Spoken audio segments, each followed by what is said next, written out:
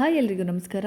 ನಾನು ಇವತ್ತು ಬಂದಿರೋದು ಹರಿಹರೇಶ್ವರ ಟೆಂಪಲ್ಗೆ. ಈ ದೇವಸ್ಥಾನ ಎಲ್ಲಿದೆ, ಇದರ ವಿಶೇಷತೆ ಏನು, ಹೇಗೆ ಜರ್ನಿ ಮಾಡೋದು, ಎಷ್ಟು ಖರ್ಚಾಗುತ್ತೆ ಎಲ್ಲವನ್ನು ಈ ವಿಡಿಯೋದಲ್ಲಿ ತಿಳಿಸ್ಕೊಡ್ತೀನಿ. ಯಾವುದೇ ರೀತಿ ಸ್ಕಿಪ್ ಮಾಡದೆ ಈ ವಿಡಿಯೋನ ಪೂರ್ತಿಯಾಗಿ ನೋಡಿ. ಮೊದಲಿಗೆ ಈ ದೇವಸ್ಥಾನ ಇರೋದು ದಾವಣಗೆರೆ ಜಿಲ್ಲೆಯ ಹರಿಹರದಲ್ಲಿ, ತುಂಗಭದ್ರಾ ನದಿ ತಟದಲ್ಲೇ ಈ ದೇವಸ್ಥಾನ ಇದೆ. ಹರಿಹರೇಶ್ವರ ಅನ್ನೋದು ಈ ದೇವಸ್ಥಾನದ ಹೆಸರು.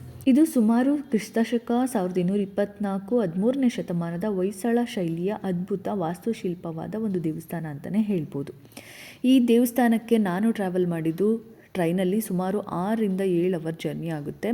ನೀವು ಟ್ರೈನಲ್ಲಿ ಕೂಡ ಟ್ರಾವೆಲ್ ಮಾಡ್ಬೋದು ಅಥವಾ ಬಸ್ಸಲ್ಲಿ ಕೂಡ ಟ್ರಾವೆಲ್ ಮಾಡ್ಬೋದು. ರೈಲ್ವೆ ಸ್ಟೇಷನು ಮತ್ತು ಬಸ್ ಸ್ಟಾಪ್ ಎರಡೂ ಹರಿಹರದಲ್ಲಿ ಒಂದೇ ಕಡೆ ಇದೆ. ಅಲ್ಲಿಂದ 1 ಕಿಲೋಮೀಟ್ರು ನೀವು ಏನಾದರೂ ವಾಕಬಲ್ ಆದರೂ ಹೋಗಿ ಅಥವಾ ಆಟೋಗಳು ಸಿಗುತ್ತೆ, ಅಲ್ಲಿಂದ ಹೋದರೆ ಹರಿಹರೇಶ್ವರ ಟೆಂಪಲ್ಗೆ ರೀಚ್ ಆಗ್ಬೋದು. ಹರಿಹರ ಬಸ್ ಸ್ಟಾಪ್ ಅಥವಾ ರೈಲ್ವೆ ಸ್ಟೇಷನಿಂದ ನಿಮಗೆ ಹರಿಹರೇಶ್ವರ ಟೆಂಪಲ್ಗೆ ಸುಮಾರು 1-1.5 ಕಿಲೋಮೀಟ್ರ್ ಇರೋದ್ರಿಂದ ನಿಮಗೆ ಅಲ್ಲಿ 30 ರೂಪಾಯಿ ಅಲ್ಲ 20 ರೂಪಾಯಿ ಅಂತ ಚಾರ್ಜ್ ಮಾಡ್ಬೋದು. ಅಷ್ಟೇ ಬಿಟ್ಟರೆ ಜಾಸ್ತಿ ಏನು ಚಾರ್ಜ್ ಮಾಡಲ್ಲ. ಬ್ಯಾಂಗ್ಳೂರು ಮೆಜೆಸ್ಟಿಕ್ಕಿಂದ ಅಥವಾ ಯಲಹಂಕ ಅಥವಾ ಸರ್ ಎಂ ವಿಶ್ವೇಶ್ವರಯ್ಯ ರೈಲ್ವೆ ಸ್ಟೇಷನಿಂದ ನಿಮಗೆ ದಾವಣಗೆರೆಗೆ ಟ್ರೈನ್ ಕೂಡ ಅವೈಲಬಲ್ ಇದೆ. ಜೊತೆಗೆ ಅಲ್ಲೇ ಮೆಜೆಸ್ಟಿಕ್ಕಿಂದ ನಿಮಗೆ 1 ಅವರ್ಗೂ ಬಸ್ಸಸ್ ಕೂಡ ಅವೈಲಬಲ್ ಇದೆ. ನಾನು ಟ್ರೈನಲ್ಲಿ ಹೋಗಿದ್ರಿಂದ ನಿಮಗೆ ಸುಮಾರು 160 ರೂಪಾಯಿ ಅಂತ ಸೀಟ್ ಬುಕ್ ಮಾಡ್ಕೊಂಡು ಹೋದರೆ ಚಾರ್ಜ್ ಮಾಡ್ತಾರೆ ಒಂದು ಸೈಡಿಗೆ. ಆ ಕಡೆಯಿಂದ ಕೂಡ 160 ರೂಪಾಯಿ ಸೀಟ್ ಬುಕ್ ಮಾಡಿಕೊಂಡು ಬರ್ಬೋದು. ಅಥವಾ ಸೀಟ್ ಬುಕ್ ಮಾಡದೆ ಹಾಗೆ ಜನರಲಲ್ಲಿ ಹೋಗ್ತೀವಿ ಅಂದರೆ ಸುಮಾರು 70-80 ರೂಪಾಯಿ ಚಾರ್ಜ್ ಆಗುತ್ತೆ. ಡೈರೆಕ್ಟು ನೀವು ಹರಿಹರಗೇನೆ ಕೂಡ ರೀಚ್ ಆಗ್ಬೋದು. ಅಕಸ್ಮಾತ್ ಏನಾದರೂ ಹರಿಹರಗೆ ಸಿಕ್ಕಿಲ್ಲ ಅಂದರೆ ದಾವಣಗೆರೆಯಲ್ಲಿ ಇಳ್ಕೊಂಡ್ರೆ ದಾವಣಗೆರೆಯಿಂದ ಸುಮಾರು 15 ಕಿಲೋಮೀಟ್ರ್ ಜರ್ನಿ ಮಾಡಿದ್ರೆ ಹರಿಹರಗೆ ಬಸ್ ಸಿಗುತ್ತೆ. ಅಲ್ಲಿಂದ ನೀವು ಟೆಂಪಲ್ಗೆ ಹೋಗ್ಬೋದು. ಇದಿಷ್ಟು ನಿಮಗೆ ಟ್ರಾವೆಲ್ ಬಗ್ಗೆ ನಾನು ತಿಳಿಸ್ಕೊಟ್ಟಿದ್ದೀನಿ. ಇನ್ನು ದೇವಸ್ಥಾನದ ಬಗ್ಗೆ ಹೇಳೋದಾದರೆ ಹೊಯ್ಸಳ ಶೈಲಿಯ ಅದ್ಭುತ ವಾಸ್ತುಶಿಲ್ಪವಾಗಿದೆ. ಹೊಯ್ಸಳ ರಾಜ ವೀರನರಸಿಂಹ 2ರ ಮಂತ್ರಿ ಪೊಲಾಲ್ವ ನಿರ್ಮಿಸಿದ ಈ ದೇಗುಲ ಶಿವ ಮತ್ತು ವಿಷ್ಣುವಿನ ಸಂಯುಕ್ತ ರೂಪವಾದ ಹರಿಹರ ದೇವರಿಗೆ ಸಮರ್ಪಿತ. ಇದು ಕಪ್ಪು ಶಿಲೆಯಲ್ಲಿ ಕೆತ್ತಲಾದ ಅಪರೂಪದ ದೇವತೆಯನ್ನು ಹೊಂದಿದೆ. ಇಲ್ಲಿನ ಮುಖ್ಯ ದೇವತೆ ಶಿವ ಮತ್ತು ವಿಷ್ಣು ದೇವತೆಗಳ ಸಮ್ಮಿಲನ. ವಿಗ್ರಹವು ಶಿವನ ಬಲಭಾಗ ವಿಷ್ಣುವಿನ ಎಡಭಾಗದ ಸಂಯೋಜನೆಯಾಗಿದ್ದು ಹರಿಹರ ರೂಪದಲ್ಲಿ ಪೂಜಿಸಲ್ಪಡುತ್ತದೆ. ಇದು ಸಾಬೂನು ಕಲ್ಲಿನಿಂದ ನಿರ್ಮಿತವಾಗಿದೆ. ನವರಂಗ, ವಿಶಾಲವಾದ ಮುಖಮಂಟಪ ಮತ್ತು 60ಕ್ಕೂ ಹೆಚ್ಚು ಸೂಕ್ಷ್ಮ ಕೆತ್ತನೆಯ ಕಂಬಗಳನ್ನು ಒಳಗೊಂಡಿದೆ. ಸ್ಥಳ ಪುರಾಣದ ಪ್ರಕಾರ ಗುಹಾಸುರ ಎಂಬ ರಾಕ್ಷಸನನ್ನು ಸಂಹರಿಸಲು ಶಿವ ಮತ್ತು ವಿಷ್ಣುವಿನ ಅವತಾರ ತಾಳಿದ್ರು ಅನ್ನೋದು ಒಂದು ಕತೆ. ಇದು ದಂತಕಥೆಯ ಪ್ರಕಾರ ಗುಹ ಎಂಬ ರಾಕ್ಷಸನು ಒಮ್ಮೆ ಈ ಭಾಗಗಳಲ್ಲಿ ಸುತ್ತಮುತ್ತ ಅನೇಕ ಪ್ರದೇಶದಲ್ಲಿ ವಾಸವಾಗಿದ್ದ. ಪೂರ್ವದಲ್ಲಿ ಉಚ್ಚಂಗಿದುರ್ಗ, ದಕ್ಷಿಣದಲ್ಲಿ ಗೋವಿನ ಹಾಲು, ಪಶ್ಚಿಮದಲ್ಲಿ ಮುದನೂರು, ಉತ್ತರದಲ್ಲಿ ಐರಣಿ ಅವನ ನಿಯಂತ್ರಣದಲ್ಲಿತ್ತು. ಗುಹನು ತನ್ನ ತಪಸ್ಸಿನಿಂದ ಹಿಂದೂ ದೇವರು ಬ್ರಹ್ಮನನ್ನು ಯಶಸ್ವಿಯಾಗಿ ಸಮಾಧಾನಪಡಿಸಿದನು ಮತ್ತು ವರವನ್ನು ಕೂಡ ಪಡೆದ. ಅದರ ಸದ್ಗುಣದಿಂದ ಹರಿ ಮತ್ತು ಹರ ಇವನನ್ನು ಏಕಾಂಗಿಯಾಗಿ ಕೊಲ್ಲುವುದು ಅಸಾಧ್ಯವಾಗಿತ್ತು. ನಂತರ ಗುಹನು ದೇವತೆಗಳು ಮತ್ತು ಮನುಷ್ಯರನ್ನು ಸಾಮಾನ್ಯ ಪಿಡಕನಾದ ಬ್ರಹ್ಮನ ವರವನ್ನು ಜಯಿಸಲು ಮತ್ತು ಗುಹನನ್ನು ತೊಡೆದು ಹಾಕಲು ವಿಷ್ಣು ಮತ್ತು ಶಿವ ಒಟ್ಟಿಗೆ ಹರಿಹರ ರೂಪವನ್ನು ಪಡೆದರು. ಭೂಮಿಗೆ ಇಳಿದು ರಾಕ್ಷಸನನ್ನು ಕೊಂದರು. ಭೂಮಿಯ ಮೇಲೆ ಅವತಾರದ ಅವರೋಹಣವು ತುಂಗಭದ್ರಾ ಮತ್ತು ಹರಿದ್ರಾ ನದಿಗಳ ಸಂಗಮದಲ್ಲಿ ಸಮೀಪದ ಕೂಡಲೂರಿನಲ್ಲಿದೆ ಎಂದು ಈಗಲೂ ಕೂಡ ಹೇಳಲಾಗುತ್ತದೆ. ಇನ್ನು ಈ ದೇವಸ್ಥಾನದ ಒಳಭಾಗದಲ್ಲಿ ತೆರೆದ ಮಂಟಪದ ದಿಗ್ಭ್ರಮೆಗೊಂಡ ಚೌಕಾಕಾರದ ಒಂದು ಯೋಜನೆ ಕೂಡ ಇದೆ. ಅಲ್ಲಿ ಸುಮಾರು 60 ಒಂದೇ ರೀತಿಯ ಕಂಬಗಳು ಕೂಡ ಇದೆ. ತೆರೆದ ಸಭಾಂಗಣ ಅಂತಲೇ ಹೇಳ್ಬೋದು. ಇಲ್ಲಿನ ದೇವತೆ ಹರಿಹರ ರೂಪದಲ್ಲಿರುವುದರಿಂದ ಅದರ ಕಣ್ಣುಗಳು ಮನುಷ್ಯರ ಕಣ್ಣುಗಳಂತೆ ಕಾಣುತ್ತೆ. ನೀವು ಯಾವ ಕಡೆಯಿಂದ ನಿಂತು ನೋಡಿದರೂ ಅದು ನಮ್ಮನ್ನೇ ನೋಡುತ್ತಿದೆ ಅನ್ನೋ ಥರ ನಮಗೆ ಭಾಸವಾಗುತ್ತೆ. ಇಲ್ಲಿ ಮುಂಚೆ ಗುಹ ಎಂಬ ಅಸುರ ತಪಸ್ಸು ಮಾಡಿ ಬ್ರಹ್ಮನಿಂದ ವರವನ್ನು ಪಡೆದಿದ್ದರಿಂದ ಈ ಊರನ್ನು ಮುಂಚೆ ಗೃಹಾರಣ್ಯ ಅಂತ ಕೂಡ ಕರೀತಿದ್ರು.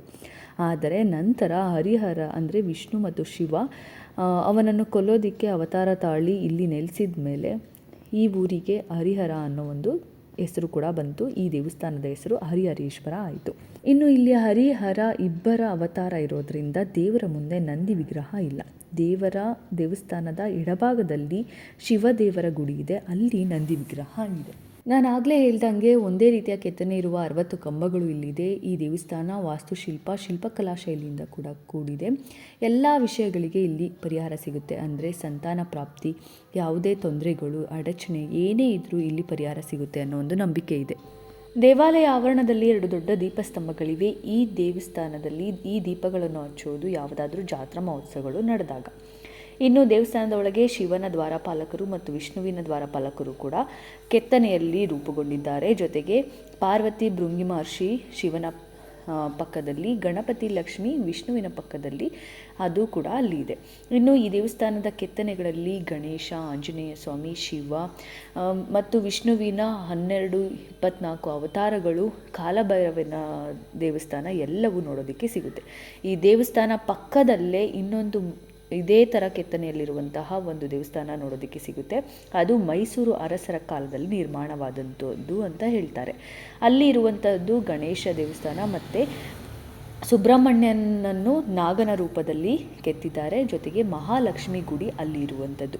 ಮಹಾಲಕ್ಷ್ಮಿಯ ದೇವಸ್ಥಾನದಲ್ಲಿ ನಮಗೆ ಕಾಣಿಸೋದು ಮೈಸೂರು ಅರಸರ ಕಾಲದಲ್ಲಿ ಅದು ನಿರ್ಮಾಣವಾದ್ದರಿಂದ ಮಹಿಷಾಸುರ ಮರ್ದಿನಿ ರೂಪದಲ್ಲಿ ಅಲ್ಲಿ ನಮಗೆ ನೋಡೋದಕ್ಕೆ ಸಿಗುತ್ತೆ. ಜೊತೆಗೆ ದೇವಸ್ಥಾನದ ಹಿಂಭಾಗದಲ್ಲಿ ಬನ್ನಿ ಮರ ಕೂಡ ಇದೆ. ಸುತ್ತ ಬ್ರಾಹ್ಮಣರ ಅಗ್ರಹಾರ ಕೂಡ ಇದೆ. ಇಲ್ಲಿ ಸುಮಾರು ವರ್ಷದಿಂದ ಬ್ರಾಹ್ಮಣರ ಅಗ್ರಹಾರ ಇದೆ ಅಂತಲೇ ಹೇಳ್ಬೋದು. ಆ ಬನ್ನಿ ಮರ ಪಕ್ಕದಲ್ಲೇ ನಮಗೆ ಸುಮಾರು ಅಲ್ಲಿ ಸಿಕ್ಕಿದಂತಹ ಅವಶೇಷಗಳು 60 ಶಾಸನಗಳು ಕೂಡ ನೋಡೋದಕ್ಕೆ ಸಿಗುತ್ತೆ. ದೇವಸ್ಥಾನ ಸುತ್ತಮುತ್ತ ಶಾಸನಗಳು ಕೂಡ ನಮಗೆ ಕಾಣಿಸುತ್ತೆ. ಹಿಂದೆ ಸಣ್ಣ ಹರಿಹರೇಶ್ವರ ಒಂದು ದೇವಸ್ಥಾನ ಕೂಡ ಇದೆ. ದೇವಸ್ಥಾನದ ಹಿಂಭಾಗದಲ್ಲಿ ಅದನ್ನು ಎನಿ ಟೈಮ್ ಗೇಟ್ ಕ್ಲೋಸ್ ಮಾಡಿರ್ತಾರೆ. ಮಾರ್ನಿಂಗ್ ಟೈಮ್ ಯಾವಾಗಲೂ ಅಲ್ಲಿ ಪೂಜೆ ಕೂಡ ನಡೆಯುತ್ತೆ. ಅದನ್ನು ಸಣ್ಣ ಹರಿಹರೇಶ್ವರ ದೇವಸ್ಥಾನ ಅಂತ ಕರೀತಾರೆ. ಆ ದೇವಸ್ಥಾನಕ್ಕೆ ಯಾಕೆ ಹರಿಹರೇಶ್ವರ, ಸಣ್ಣ ಹರಿಹರೇಶ್ವರ ಅಂತ ಹೆಸರು ಬಂತು ಅಂತ ಹೇಳೋದಾದರೆ, ಆಗಿನ ಕಾಲದಲ್ಲಿ ಯುದ್ಧ ನಡಿಬೇಕಾದ್ರೆ ಮೇನ್ ಮೂರ್ತಿ ಹರಿಹರ ದೇವರು ಏನಿದೆ ಅದನ್ನು ತೊಗೊಂಡೋಗಿ ಅಲ್ಲಿ ಇಟ್ಟು ಯುದ್ಧ ಮುಗಿದ ಮೇಲೆ ಮತ್ತೆ ವಾಪಸ್ ತೊಗೊಬಂದು ಇಲ್ಲಿ ಇಡ್ತಿದ್ರಂತೆ. ಆದ್ದರಿಂದ ಅದನ್ನು ಸಣ್ಣ ಹರಿಹರೇಶ್ವರ ಅಂತ ಹೇಳ್ತಾರೆ. ಅದಕ್ಕೆ ದಿನ ಅಲ್ಲಿ ಪೂಜೆ ನಡೀತಾನೆ ಇರುತ್ತೆ. ಇನ್ನು ಈ ದೇವಸ್ಥಾನದ ಹೊರಗಡೆ ಬಂದು ಪಕ್ಕದಲ್ಲಿ ಒಂದು ಕಾಲ್ದಾರಿ ಇದೆ. ಅಲ್ಲಿ ಹೋಗಿ ನೋಡಿದ್ರೆ ನಿಮಗೆ ತುಂಗಾ ನದಿ, ಅಂದರೆ ಯುದ್ಧ ಆದಾಗ ಹರಿಹರೇಶ್ವರನ ಪಾದಗಳು ಅಲ್ಲಿದೆ ಅಂತ ಹೇಳ್ತಾರೆ. ಇನ್ನೊಂದು ಆ ಊರಿನಲ್ಲಿ ಕೇಳೋದಾದರೆ ನಮಗೆ, ಅವರು ಆಗ ಈ ಹರಿಹರನ ಕೆತ್ತನೆ ಮಾಡಬೇಕಾದ್ರೆ ಚಾಲುಕ್ಯರ ಕಾಲದಲ್ಲಿ ಅವರು ಯಾವುದೇ ಶಬ್ದ ಆಗಬಾರ್ದು ಅಂತ ಹೇಳ್ತಿದ್ರಂತೆ. ಅದು ಏನಾದರೂ ಆದರೆ ಅಲ್ಲಿಗೆ ಕೆತ್ತನೆನ ನಿಲ್ಲಿಸಿ ಹೋಗ್ತಿದ್ರಂತೆ. ಪೂರ್ತಿ ಕೆತ್ತನೆ ಆದ ನಂತರ ಕೊನೆಯಲ್ಲಿ ಪಾದಗಳನ್ನ ಕೆತ್ತನೆ ಮಾಡಬೇಕಾದ್ರೆ ಸೌಂಡ್ ಆದಾಗ ಅವರು ಅಲ್ಲಿಂದ ಹೊರಟು ಹೋಗ್ತಾರಂತೆ. ಆದ್ದರಿಂದ ಪಾದಗಳು ನಮಗೆ ಅಲ್ಲಿ ಸಿಕ್ಕಿದೆ, ತುಂಗಭದ್ರಾ ನದಿಯಲ್ಲಿ ಸಿಕ್ಕಿದೆ ಅಂತ ಹೇಳ್ತಾರೆ. ತುಂಗಭದ್ರಾ ನದಿ ಪೂರ್ತಿ ಖಾಲಿ ಆದಾಗ ಆ ಪಾದಗಳು ಕಾಣಿಸುತ್ತೆ. ಅಲ್ಲಿ ಪೂಜೆ ಕೂಡ ಮಾಡ್ಕೋತಾರೆ ಅಂತ ಹೇಳ್ತಾರೆ. ಆದರೆ ನದಿ ತುಂಬಿದಾಗ ಯಾವುದೇ ರೀತಿ ಅಲ್ಲಿ ಪಾದಗಳು ಕಾಣಿಸೋದಿಲ್ಲ ಅಂತ ಅಲ್ಲಿನ ಒಂದು ಜನರು ಹೇಳುವಂಥದ್ದು. ಜೊತೆಗೆ ದೇವಸ್ಥಾನದ ಹೊರಗಡೆ ನಮಗೆ ಪೂಜಾ ಸಾಮಗ್ರಿಗಳು ಕೂಡ ಸಿಗುತ್ತೆ. ನೀವು ಅಲ್ಲಿ ಎಲ್ಲವನ್ನು ನೋಡಿಕೊಂಡು ಆರಾಮಾಗಿ ಬರ್ಬೋದು. ಇನ್ನು ಇಲ್ಲಿನ ವಿಶೇಷತೆಗಳ ಬಗ್ಗೆ ನಾನು ಹೇಳೋದಾದರೆ ತುಂಬ ಚೆನ್ನಾಗಿದೆ. ಮೇನು ನೀವು ದೇವಸ್ಥಾನಕ್ಕೆ ಎಂಟ್ರಿ ಆಗಬೇಕಾದ್ರೆ ನಿಮಗೆ ಅದು ಚಿಕ್ಕದಾಗಿ ಕಾಣಿಸುತ್ತೆ. ಇದು ದೇವಸ್ಥಾನನ ಅನ್ನೋ ಥರ ಕಾಣಿಸುತ್ತೆ. ಅಲ್ಲಿಂದನೇ ನಿಮಗೆ ಹರಿಹರದ ಒಂದು ಮೂರ್ತಿ ಕೂಡ ಕಾಣಿಸುತ್ತೆ. ನಂತರ ಅಲ್ಲಿ ಡೈರೆಕ್ಟ್ ಒಳಗಡೆ ಹೋದಾಗ ಈ ವಾಸ್ತುಶಿಲ್ಪಿಯ ಒಂದು ದೊಡ್ಡ ವಿಹಂಗಮನ ನೋಟ ಸುಂದರವಾಗಿ ಕಾಣಿಸುತ್ತೆ. ಅದನ್ನು ನೋಡಿದಾಗಲೇ ತುಂಬ ಮನಸ್ಸಿಗೆ ಮೃದು ಕೊಡುತ್ತೆ. ತುಂಬ ತಣ್ಣನೆಯ ತಂಪಾದ ಗಾಳಿ ಕೂಡ ಅಲ್ಲಿ ನಿಮಗೆ ಸಿಗುತ್ತೆ. ಇದಿಷ್ಟು ಈ ದೇವಸ್ಥಾನದ ಡೀಟೇಲ್ಸ್ ಅಂತ ಹೇಳ್ತಾ, ನೀವು ಏನಾದರೂ ಫ್ರೀ ಆದರೆ ಖಂಡಿತ ಈ ದೇವಸ್ಥಾನಕ್ಕೆ ಭೇಟಿ ನೀಡಿ. ಹಾಗೆ ದಾವಣಗೆರೆ ಸೈಡಲ್ಲಿ ನಿಮಗೆ ಫೇಮಸ್ ಆಗಿರುವಂಥ ದಾವಣಗೆರೆ ಬೆಣ್ಣೆ ದೋಸೆ ಮತ್ತು ಅಲ್ಲಿನ ಜೋಳದ ರೊಟ್ಟಿ, ಮಂಡಕ್ಕಿ ಮಸಾಲ ಏನೇ ಇದ್ರೂ ಅಲ್ಲಿನ ಫೇಮಸ್ ಏನಿದೆ ಆ ತಿಂಡಿಗಳನ್ನ ತಿಂದ್ಕೊಂಡು ವಾಪಸ್ ಬನ್ನಿ ಅಂತ ಹೇಳ್ತಾ, ನಾವು ಕೂಡ ಹಾಗೆ ಅಲ್ಲಿನ ಫೇಮಸ್ ತಿಂಡಿಗಳನ್ನೆಲ್ಲನೂ ತಿಂದ್ಕೊಂಡು ಮತ್ತೆ ಟ್ರೈನಲ್ಲಿ ವಾಪಸ್ ಬಂದ್ವಿ. ಇದಿಷ್ಟಾಗಿತ್ತು ಈ ದೇವಸ್ಥಾನದ ಡೀಟೇಲ್ಸ್. ಒನ್ ಡೇಲಿ ಈ ಜರ್ನಿನ ಮುಗಿಸ್ಕೋಬೋದು ಅಂತ ಹೇಳ್ತಾ, ನನ್ನ ವಿಡಿಯೋ ಇಷ್ಟ ಆಗಿದ್ರೆ ಲೈಕ್ ಮಾಡಿ, ಶೇರ್ ಮಾಡಿ, ಸಬ್ಸ್ಕ್ರೈಬ್ ಮಾಡಿ. Thank you.